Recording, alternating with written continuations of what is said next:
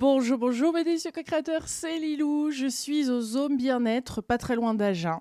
En fait, on est à peu près, j'ai fait quoi, 1 heure et demie de route pour venir ici de Bordeaux, dans un magnifique environnement, ici, pour faire cette interview avec Jean-Pierre, qui nous fait faire des voyages vibratoires. Alors ça, c'est quand même quelque chose que tu proposes. Tu vas nous expliquer dans quel contexte, parce que là, on est dans un environnement, comme vous pouvez le voir, plein d'instruments, des magnifiques gongs derrière nous, des centaines d'instruments, hein. Oui, au total 120 avec les petits instruments, oui. Il y a 15 gongs, 30 bols de cristal, 2 harmoniums, des tambours des monastères tibétains, des tambours chamaniques, des cloches plates bilo. Il y a une multitude d'instruments qui proviennent d'Inde, du Tibet et du Népal. Voilà. Et on est dans une structure qui est... Parle-nous de cette structure, parce que ça, c'est particulier. Alors le ZOM, effectivement, est une structure très particulière. C'est une entité vivante. C'est construit en géométrie sacrée au nombre d'or. Le ZOM génère une énergie très puissante. On peut appeler ça une force de vie ou une énergie. C'est une énergie curative, une énergie également qui est fortement évolutive et une énergie qui a les potentialités de libération, c'est-à-dire qu'elle permet énormément de libération au niveau de tous les schémas énergétiques. Le ZOM est un ZOM 15. Il y a une multitude de ZOM différents, 8, 10, 12, 15. Le 15 n'est pas considéré comme un ZOM habitable dans le sens où il est réservé à tout ce qui est travail énergétique ou spirituel. Parce que là, on est à l'étage ici. Donc ça, c'est la pièce, parce qu'on est là pour faire un voyage vibratoire. Donc là, on est à l'étage, mais en dessous, tu as des salles de soins même. Voilà, le ZOM en fait fait 107 mètres carrés au sol, on va dire au rez-de-chaussée, et 86 mètres carrés à l'étage. Au sol, on retrouve 3 cabines sur matelas haut pour le procédé émissing et surtout pour la lampe Lucia, puisqu'on est équipé de 2 lampes Lucia.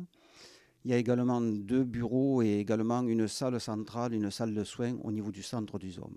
Et ensuite, bien sûr, toutes les commodités obligatoires sur un site public. Alors, qu'est-ce qui se passe ici? Parce que c'est quand même extraordinaire et j'ai l'impression que ça a évolué au fur et à mesure des années. Tu es de plus en plus passionné, il me semble, par les gongs. On va parler du gong en long, en large et des différentes... ce que le son apporte au niveau de la guérison.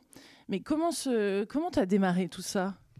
Alors, je dirais que par le pur des hasards, entre guillemets, en fait, j'ai acheté il y a plusieurs années un premier bol de cristal, puis un second, et puis à l'époque, le ZOM n'était pas construit. Avec Marie-Claude, mon épouse, on faisait les stages, on faisait des stages émissing avec le procédé émissing de l'Institut Monroe, mais on le faisait dans des salles en réservation, dans des hôtels. Et on a été, comme on en a discuté, un des premiers à faire entrer des pédagogies en France, et donc on faisait des salons. Et sur ces salons, j'ai rencontré pour la première fois un bol de cristal que j'ai acheté, puis un second et un troisième. Et puis Marie-Claude me disait, mais qu'est-ce que tu vas faire de ces bols? Je dis, je ne sais pas, mais un jour, je sais qu'ils serviront. Mais tu étais déjà dans l'énergétique, tu étais attiré par ce genre de choses? J'étais déjà dans le magnétisme, puisque je pratique le magnétisme depuis 25 ans, tout en ayant suivi une formation de médecine traditionnelle chinoise. Je travaillais avec les sons emitting, mais c'était des sons en fait enregistrés. Ce n'étaient pas des sons joués, on va dire, au moment opportun. En direct, ouais. En direct. Et donc, cette conservation des bols a duré quelques années. Puis un jour, le ZOM est arrivé. La construction du ZOM s'est faite. Les bols ont pris leur place d'une façon naturelle. Au centre. Voilà, tout à fait. Et ensuite, eh bien, il y a eu une multiplicité d'instruments qui se sont greffés, on va dire, mois après mois et année après année, pour arriver dans les premières années à démarrer avec un gong et aujourd'hui pour arriver à 15 gongs et pas des moindres puisque ce sont des gongs symphoniques, donc des gongs qui ont très grand potentiel au niveau énergétique.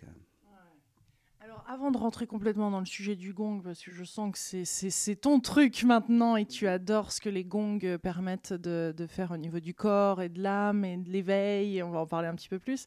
Mais il y a différents instruments, vous avez fait des allers-retours en Inde, vous avez...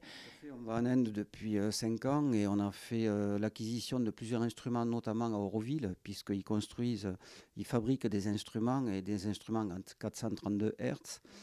Notamment les cloches Bilo, on a toute la gamme des cloches plates Bilo qui sont très très riches au niveau harmonique, mais on n'est pas des musiciens, donc ce n'est pas la musique qui nous intéresse. Par contre, c'est le son, et ce son-là, que ce soit les gongs, que ce soit les bols, que ce soit également les tambours, ou que ce soit les harmoniums, puisqu'il y en a plusieurs, en fait amène une fréquence sonore. Et cette fréquence sonore, que ce soit des instruments à cordes aussi, puisqu'on a des anantars, des lyres indiennes, Ces instruments, ces fréquences sonores vont toucher à certains niveaux, à certains chakras et à certains corps énergétiques. Aujourd'hui, j'ai pas peur de le dire, la panacée, ça reste les gongs. Les gongs, ce sont des révélateurs, ce sont des potentialisateurs. Révélateurs dans le sens que tout ce qu'on peut amener au plus profond de son être sans s'en rendre compte tout au long de la vie, ils vont effectivement le faire ressurgir, le libérer. Ce qui veut dire que les gongs atteignent des niveaux très profonds de l'être, au-delà des tambours. Je considère en 25 ans de travail sur les sons qu'aujourd'hui, les gongs, quand ils sont utilisés d'une certaine façon, sont l'instrument magistral au niveau de la catharsis. C'est-à-dire que c'est vraiment un instrument magistral pour libérer toutes les mémoires ou les énergies mémoires anciennes. Et on l'a vu également sur des personnes très âgées qui ont libéré des mémoires de la dernière guerre et qui ont vécu avec cette occultation de ces mémoires-là pendant toute leur vie. Quand tu dis 432 Hertz tout à l'heure, c'est-à-dire est-ce que tu peux nous rappeler ce que c'est exactement cette fréquence? En fait, ça correspond surtout à des instruments, la plupart qui sont faits en 440.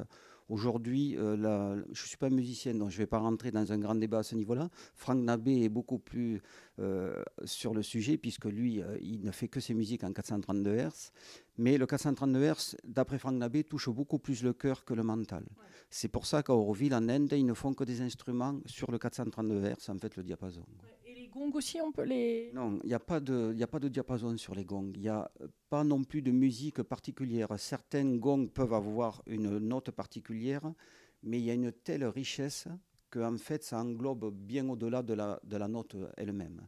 Il faut savoir que des gongs symphoniques, comme ces trois qui sont derrière nous, ont une telle richesse harmonique quelque part que, comme on en parlait un petit peu hier soir, notre acuité auditive est très limitée au niveau du spectre. Et en fait, il y a des infrasons, des ultrasons qui vont être diffusés par les gongs que notre oreille ne prendra pas, mais que nos corps énergétiques, eux, vont effectivement prendre. Ouais, parce qu'il y en a un qui est très connu, hein, c'est Pest. Pest, hein. Ouais. Et ils en ont plein de sortes. Je me rappelle avoir regardé sur leur site, c'est des Allemands. Il y a différents types de... Donc là, on parle de feu, d'air, de différentes fréquences également. Ils sont tous ajustés. Est-ce que tu peux nous parler de cet univers? En fait, là, on a deux gongs qui viennent de Chine. Ce sont des gongs lunaires. Un gong du Népal qui est un gong solaire. Ensuite, on a trois gongs tibétains. On a les deux qui sont suspendus avec les effigies, plus celui-ci. Ensuite, un gros gong birman avec un second petit birman ici. Et après, on a ce qu'on appelle les gongs symphoniques.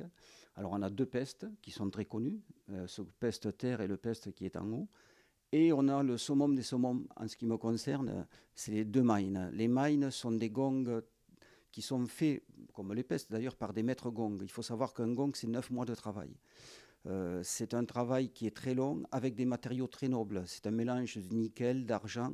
On retrouve une richesse au niveau des matériaux, un coût bien entendu élevé par le travail et par les matériaux, mais une qualité de son incroyable. Et ensuite, on a deux Toneo Life, un qui est derrière, qui est un Toneo Life Terre, et un Toneo Life Feu, qui, eux, effectivement, touchent ces éléments. C'est-à-dire que quand le gong a été conçu, il est vraiment conçu pour toucher l'élément feu, qui est l'élément cœur, ou l'élément terre. Voilà, il y a aussi l'élément eau ou autre, mais là on en a 15 et après il faudrait une extension des hommes pour en rentrer plus. Je suis sûre que des co-créatrices qui regardent cette vidéo peuvent apprécier les muscles que tu as parce que ça demande quand même une sacrée énergie d'être pendant 1h30, 2 heures. C'est intense ces voyages vibratoires là qu'on a vécu par exemple hier. Alors les gongs demandent une résistance effectivement puisqu'on a les bras levés pendant 2 heures. Donc même s'il y a une oreille qui démange, on ne peut pas la gratter. Donc il faut s'y faire.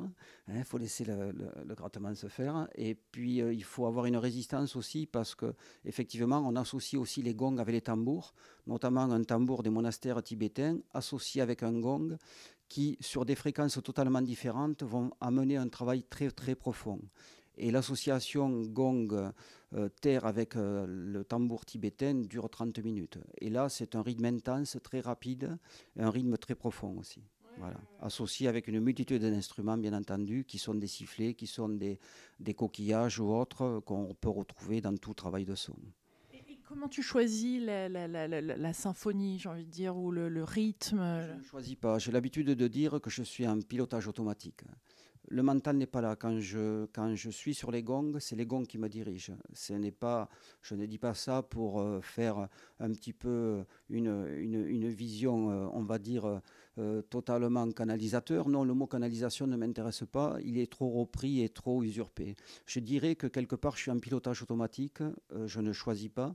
Le matin, je viens, je m'entraîne pendant 1 heure et ça descend. C'est-à-dire qu'il y a à peu près 56 variantes avec les gongs et ces variantes, en fait, je suis obligé de les inscrire puisqu'elles sont trop nombreuses. Je peux tenir 3 jours consécutifs à faire des gongs sans que ce soit la même chose. Et ensuite, les rythmes, puisque ce sont des rythmiques, on a l'habitude d'entendre des gongs sur des frappes, sur des méditations ou sur un travail, on va dire, traditionnel, que ce soit au Japon, en Inde ou même que ce soit également au Tibet. Là, ce sont des rythmiques avec 2 gongs, 3 gongs en même temps. Et surtout, la grande magie, c'est que quand j'ai acheté les gongs, je n'avais pas toujours le son. Quand ils se sont positionnés dans le zoom, et là où ils se sont positionnés, c'est-à-dire à côté de notre gong, ils étaient en accord parfait avec leurs voisins et pas du tout en accord avec les autres. Les 2 mines qui sont derrière nous sont vraiment des jumeaux parce qu'ils sont dans un accord parfait. Alors que si j'utilise ce mine avec ce Toneo Life, il y a un désaccord total. Ils se sont positionnés d'une façon naturelle dans une meilleure, on va dire, dans la meilleure des configurations. Comment tu arrives à avoir confiance dans la sonorité qu'il faut, dans le timbre sonore, dans tout ça? Comment tu sais que c'est juste? Comment tu sais qu'un gong est bien à côté de l'autre sans avoir cette oreille musicale? Comme tu dis, là, on est dans la guérison. Tout est intuitif. Ouais. Tout est intuitif dans la mesure où je ne me pose pas de questions. Mon mental est totalement absent pendant toute la partie où je vais jouer. Alors, j'ai l'habitude de pratiquer la méditation 1 à 2 heures par jour, mais au-delà de la méditation, avec les gongs, on rentre dans des élévations des fréquences vibratoires. Et là... Comme une transe, tu rentres en transe un peu. Une forme de transe, si on veut dire. Et là, en fait, c'est le son qui m'habite. Ouais. C'est-à-dire que ce n'est pas moi qui dirige les gongs, c'est vraiment les gongs qui m'amènent quelque part. Au départ, je vais imprimer une rythmique, mais après, c'est eux qui prennent le pouvoir, entre guillemets, et c'est eux qui vont me guider et me diriger. Et c'est toujours en fonction des groupes. Chaque groupe, il ne va pas y avoir le même travail qui va se faire. Et sur des personnes qui viennent d'une façon répétitive plusieurs fois par an, et ils ne viennent pas pour nos beaux yeux ni pour la beauté du homme, ils viennent parce qu'il y a un travail en eux évolutif et ils perçoivent dans leur vie de tous les jours, ils perçoivent également leur évolution, que ce soit d'ordre thérapeutique ou évolutif. Ils perçoivent qu'effectivement, il y a un travail profond qui se fait. Et ces personnes qui vont revenir sur plusieurs voyages vibratoires vont s'apercevoir qu'en fait, ça change sans arrêt. C'est jamais la même chose. Quelqu'un qui vient une fois ne fait pas la différence. Quelqu'un qui vient répétitivement s'aperçoit que sur des mêmes morceaux, à chaque groupe, il va y avoir vraiment des changements importants. Alors, comment tu expliques? Hier, moi, j'ai pu expérimenter quelque chose de très... je sentais que ça allait venir, tu vois, ce côté avec beaucoup de puissance sonore, etc., où ça nous fait faire, où il y a presque un rejet du son, tellement on est dans un... Il y a quelque chose qui est en train de se décristalliser, il y a quelque chose qui est en train de l'ordre de la guérison, je suppose. Mais c'est vrai que ça devient... Et les expériences sont tellement différentes en fonction des participants. Moi, j'ai vécu une séance terrible, et puis l'autre d'après féerique. Et comment on peut... avec presque des mêmes sons, vivre quelque chose de complètement différent. Tu as pu t'apercevoir que sur 25 personnes, effectivement, la partition est la même, la réception est la même, mais le vécu il va être totalement différent. On peut être d'un vécu vraiment dans une joie, presque une extase, et dans un autre vécu qui va être vraiment une sensation d'aller très très bas au plus profond de ces tourments. Pourquoi? Parce que c'est un révélateur. Les gongs sont des révélateurs. Le travail qui est fait est vraiment un travail de libération. Ça va au-delà du mental, au-delà de l'intellect. J'utilise les tambours chamaniques, les tambours tibétains. J'aime beaucoup les tambours. Je pense que c'est des sons qui sont très puissants. Ouais. Mais comparativement au gong, franchement, c'est aujourd'hui pour moi la panacée. Et justement, ces gongs vont au-delà de l'intellect, ils vont au-delà du mental. Et là où le tambour, les bols de cristal, les bols tibétains font que le mental est encore en activité, font qu'il y a encore des schémas d'appréciation, de non-appréciation, avec les gongs, quelque part, on rentre dans une vacuité. Sauf, bien sûr, quand il y a des résistances qui sont parfois inconscientes, ces résistances, en fait, s'exacerbent et il y a un rejet qui va se faire. Et on l'a vu sur des personnes qui sont revenues, plusieurs fois. Et en fait, au départ, il y a un rejet, il y a carrément quelque part une peur qui se prend, qui monte et la personne rejette. Des sensations de mal au dos. En fait, c'est l'ego qui résiste. Et il résiste ou par des douleurs, ou il résiste par un rejet, ou il résiste par des images. Et en restant l'observatrice et l'observateur, on arrive petit à petit à juguler cela et les libérations se font. Il faut savoir que les libérations se font dans un état de relaxation. Il n'y a pas d'effusion d'émotions, il n'y a pas d'effusion de voix. La seule voix qu'on peut entendre, c'est des fois la mienne quand je joue un petit peu. Mais après, il faut savoir qu'effectivement, on ne peut pas avoir, comme dans le rebirth ou dans d'autres thérapies, des effusions émotionnelles. Tout se fait dans un état de relaxation profonde. Et je dirais qu'il n'est pas même obligatoire de conscientiser ce qu'on va libérer. Souvent, les personnes libèrent des énergies mémoires sans passer par la phase de conscientisation. Et ces énergies mémoires peuvent dater de très longtemps. Il faut savoir qu'une énergie mémoire, ça peut être des cristallisations mentales, des cristallisations émotionnelles de l'enfance, de l'âge adulte. Tu parles de vie passée ? Non, je reste dans cette vie. Après, il peut y avoir effectivement des cristallisations qui viennent de beaucoup plus loin, mais en restant dans cette vie, et on peut aller des fois effectivement beaucoup plus loin, on a dans notre vécu, on vit tous des émotions. Ces émotions, on va les extérioriser, les exprimer, ou on va les intérioriser.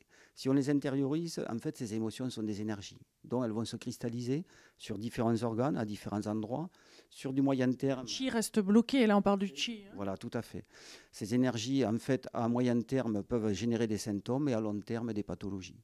Le propre du son, le propre des gongs, c'est de libérer tout ça. C'est un purificateur, un nettoyant, et ça va jusqu'au niveau cellulaire.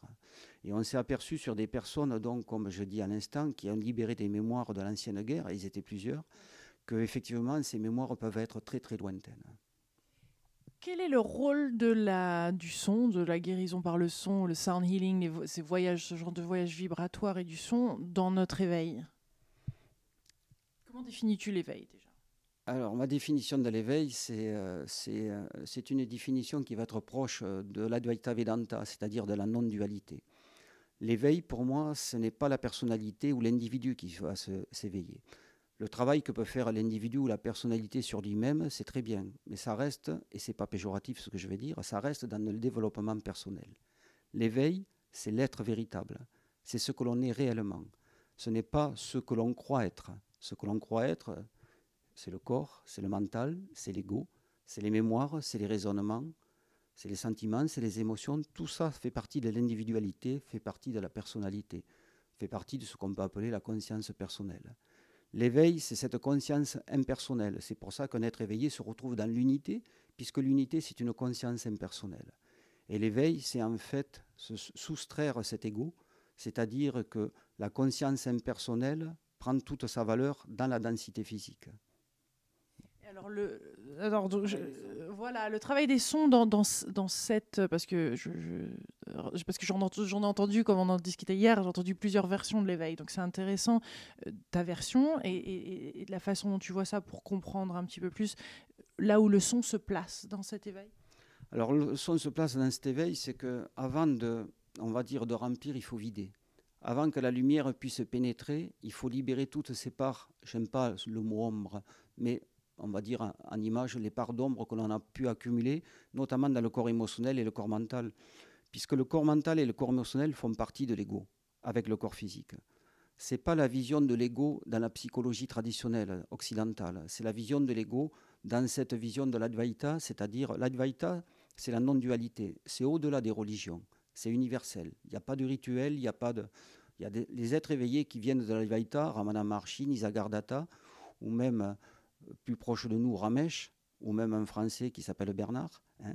Ces êtres-là, en fait, ne sont pas dans une configuration traditionnelle de l'ego. L'ego renferme tout le corps mental, tout le corps émotionnel. Le propre des sons, c'est une purification, un nettoyage de ce corps mental. En Inde, on va te parler de corps mental en disant uniquement toute ta partie incarnée, toute ta partie manifestée. Tout ça, c'est le corps mental. Et là, les gongs, ils sont souverains. C'est un nettoyage au-delà de l'intellect, au-delà du mental, au-delà de l'ego. Ils vont travailler à des niveaux où toi, tu ne vas plus maîtriser. C'est pour ça que les résistances remontent. C'est pour ça que des fois, des rejets remontent.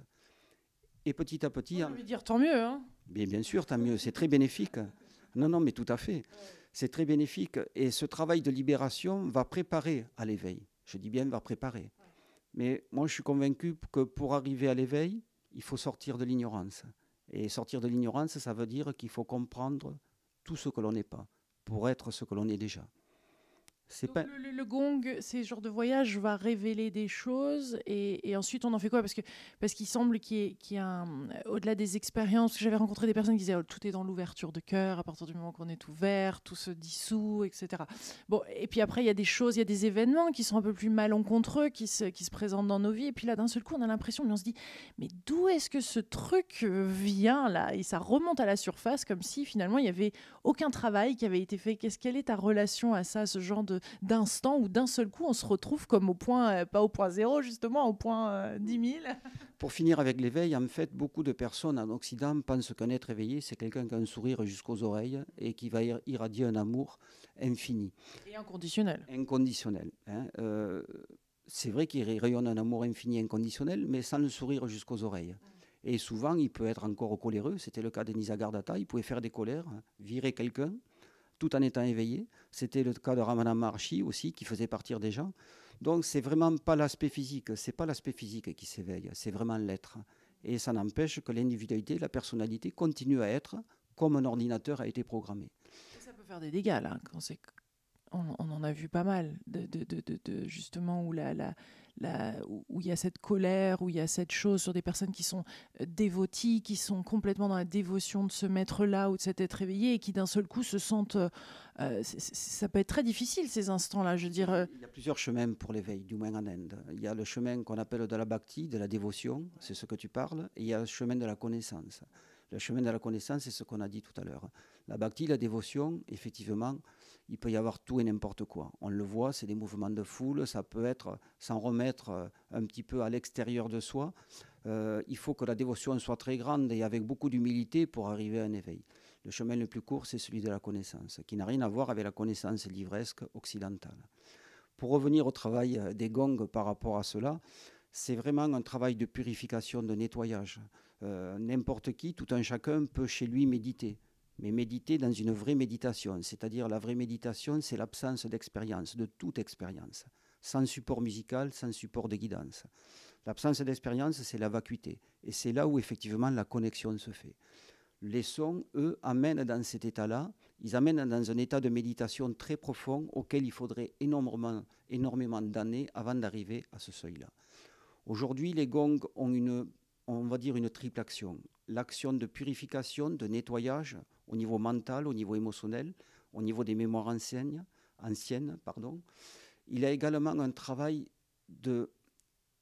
d'impulsion, c'est-à-dire il va amener dans un état de relaxation très profonde. Et quand je parle très profond, je dirais ceux qui veulent faire de la relaxation ou de la sophrologie ne venez pas ici. Ici, c'est un véritable travail de catharsis. Donc, c'est un véritable travail de libération, de purification. Et les gongs, par leur rythme, amènent à cet état-là.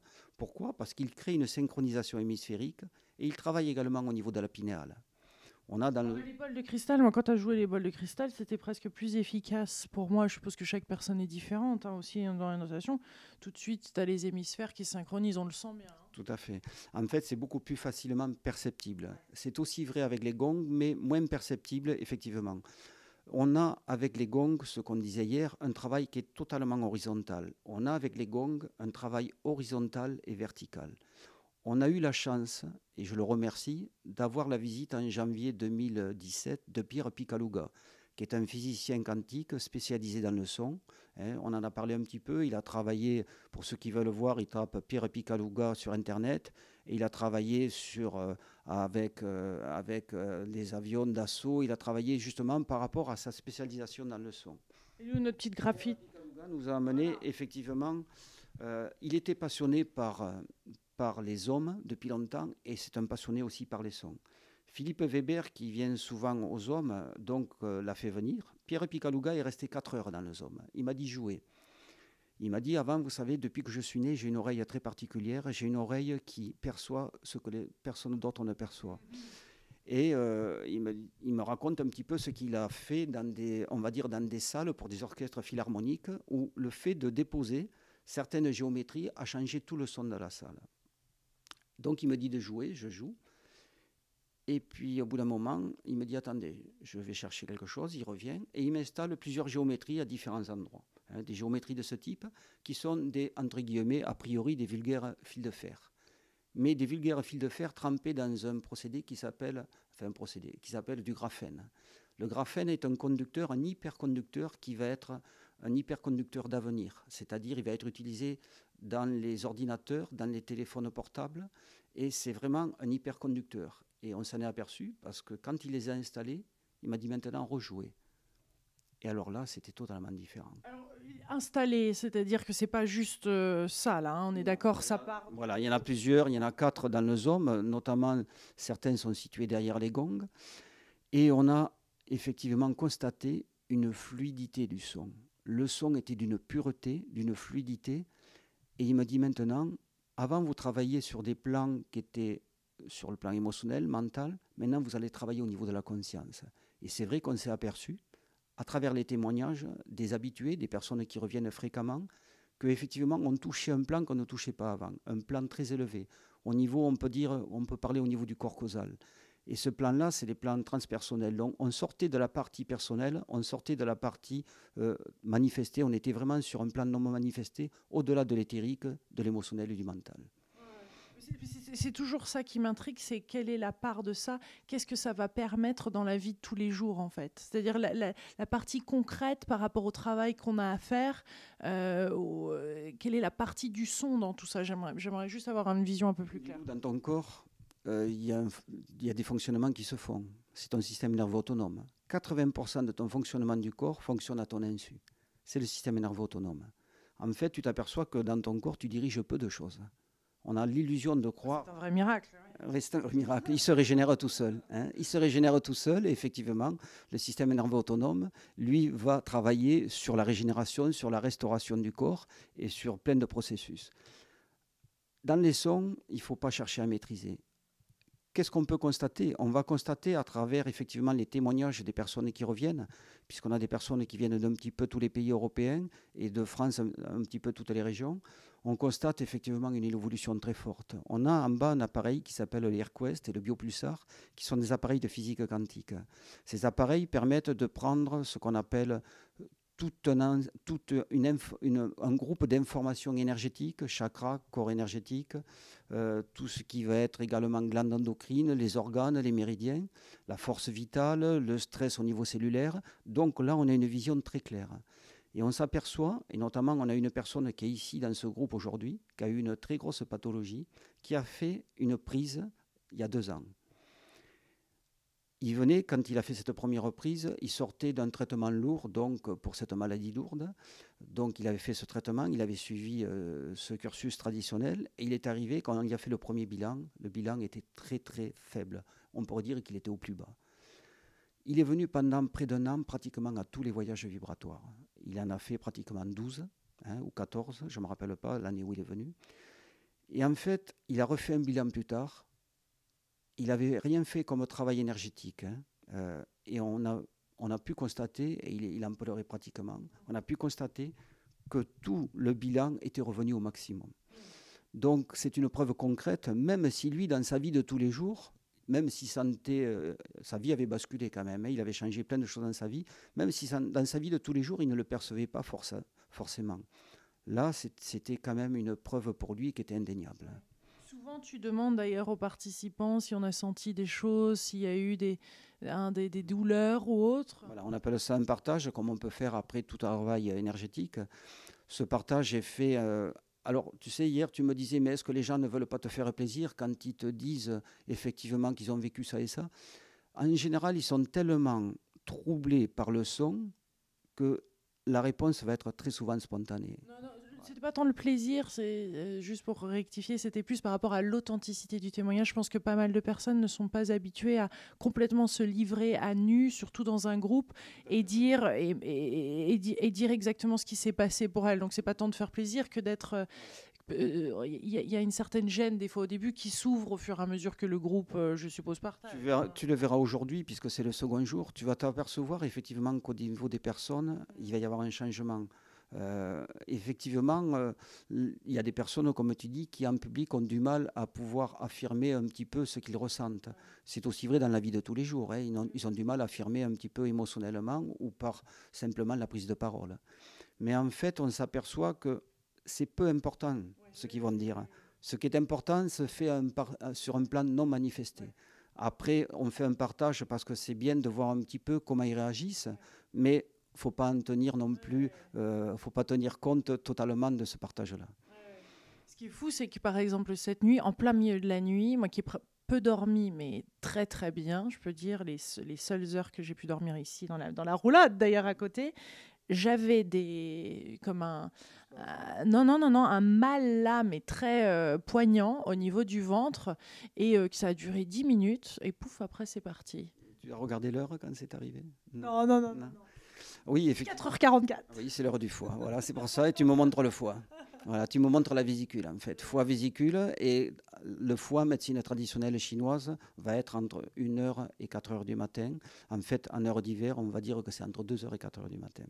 Ça te donne des indices. Donc, il y a quand même des choses qui te permettent de faire le pont comme ça. C'est intéressant, ça, les heures. La médecine chinoise m'a permis de rationaliser énormément de choses, puisque mon travail au niveau magnétisme est un travail empirique, c'est-à-dire un travail où je ressens directement sur les gens. La médecine chinoise m'a permis de cartographier, d'avoir également une vision des pathologies énergétiques. Ces cycles nictémérales qu'énumère la médecine traditionnelle chinoise sont des cycles où les énergies se trouvent sur des couples d'organes à certaines heures du jour et de la nuit. En l'occurrence, en ce qui te concerne, c'est l'heure du foie que tu me décris. Ça veut dire qu'effectivement, là où il y a eu un travail qui s'est fait, ça s'est remanifesté à l'heure du foie, parce qu'il y a eu un travail énergétique qui s'est fait. C'est captivant. Que dire d'autre sur les soins énergétiques comme ça, voyage vibratoire? Parce que je sais que tu en fais en dessous aussi, en bas dans une cabine, donc je suppose que c'est bien différent d'ici. Alors non, les voyages vibratoires, en fait, on va dire qu'il y a deux intitulés. Il y a les voyages vibratoires qui sont un travail avec les sons multi-instrumentales, où là on a tous les sons, et on a des journées purement gong, ou des doubles journées. Les voyages vibratoires, c'est ou un jour, 2 jours, 3 jours, 4 jours, comme on te disait hier. En fait, c'est à la demande des personnes. Au départ, on ne faisait qu'un jour. Et puis un jour, on a eu un couple qui est venu de Bordeaux, et ce couple ne s'est pas du tout intégré au groupe. Il était vraiment... il n'arrivait pas à parler, il restait vraiment dans un coin. Ils partent le soir dormir à l'hôtel, ils reviennent le lendemain, et là, le lendemain, ils étaient complètement changés, complètement ouverts au groupe et tout. Et c'est eux qui nous ont dit, au second jour, mais pourquoi vous ne faites pas 3 jours?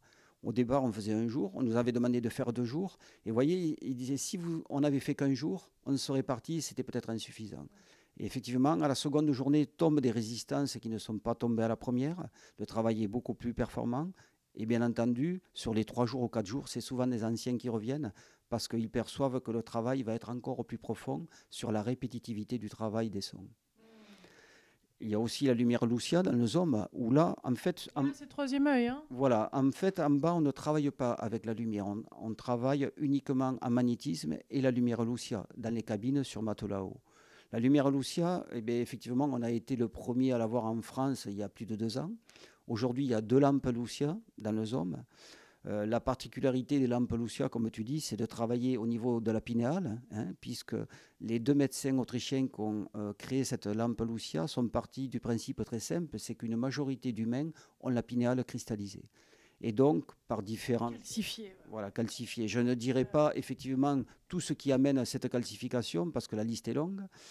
Mais on peut nommer quand même le dentifrice, fluor. Le dentifrice, effectivement, le Prozac, le stress, la cigarette, les ondes. En fait, la palette est tellement large qu'effectivement, on trouve peu de gens. Et donc, plus ce troisième œil est ouvert, plus on perçoit le subtil, c'est ça? En fait, c'est l'interface entre les plans spirituels et les plans physiques. La pinéale, c'est aussi ce troisième œil. C'est aussi la pinéale. En fait, c'est une glande à l'origine qui n'était pas dans le cerveau, puisque dans le fœtus, elle est dans la gorge et elle remonte dans le cerveau.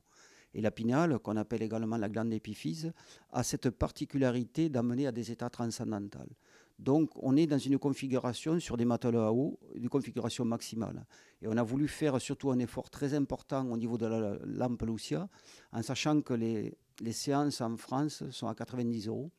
Et nous, on les a mis depuis le début à 30 € la séance, 27 € par 5 séances et 24 € par 10 séances. Pourquoi on a fait cela ? Parce qu'on veut que les personnes puissent venir d'une façon répétitive, puisque en fait, faire une séance, c'est la découverte. Mais ce qu'on voulait, c'est que les personnes puissent faire un travail de fond. Et pour cela, il faut une répétitivité des séances. Et bien entendu, il fallait aussi faire un effort, même si pour nous le coût était important sur l'investissement. On a voulu à tout prix que la personne puisse revenir. C'est le cas, puisqu'on a des gens qui viennent de Belgique, de Suisse, d'un peu toute la France, en Lampelousia. Ils viennent 2 jours, ils font 6 séances sur 2 jours. Ils vont en chambre d'hôte. Et en fait, il y a un travail qui va se faire qui ne peut pas se faire si on ne fait qu'une séance. Voilà. Comment on peut savoir l'intervalle qui est le mieux pour ces voyages vibratoires, pour Lucia, pour... Alors, bien entendu, c'est en fonction de chaque individu. Chaque individu va ressentir effectivement ce qui lui convient. Après, on est comme dans tout travail énergétique. C'est une séance ou on va dire 2 jours avec les voyages vibratoires, ça va être une découverte. Si la personne veut vraiment travailler sur elle-même, si elle veut créer un travail de nettoyage, de purification, et à la question que tu disais tout à l'heure, j'y réponds maintenant, elle va s'apercevoir que dans les semaines et les jours qui suivent, il se passe des choses très importantes. Quand je dis très importantes, ils ne vont pas devenir PDG de leur entreprise ou ils ne vont pas... Non, mais très importantes sur un plan subtil. Ils vont s'apercevoir que quelque part, il y a un lâcher-prise, un recul qui se fait en eux. Ils ne sont plus impliqués comme ils étaient impliqués dans les événements, émotionnellement. Ils arrivent à se lâcher prise et ils arrivent également à avoir une vision beaucoup plus positive de la vie et quelque part un mieux-être, un recentrage, on va parler. Voilà.